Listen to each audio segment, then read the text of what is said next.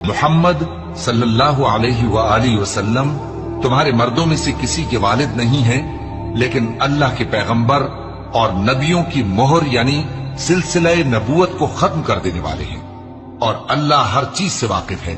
اے اہل ایمان، اللہ کا بہت بہت ذکر کیا کرو اور صبح و شام اس کی پاکی بیان کرتے رہو۔